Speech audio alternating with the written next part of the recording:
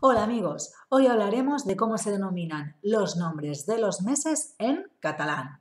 Empezamos. Enero, gener. Febrero, febrer.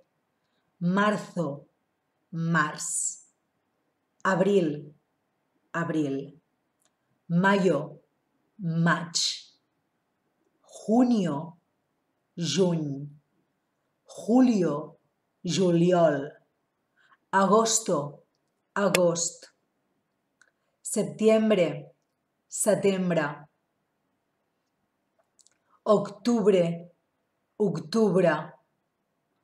Noviembre, novembre. Diciembre, desembre. Muy bien, pues hasta aquí los meses del año. Gracias.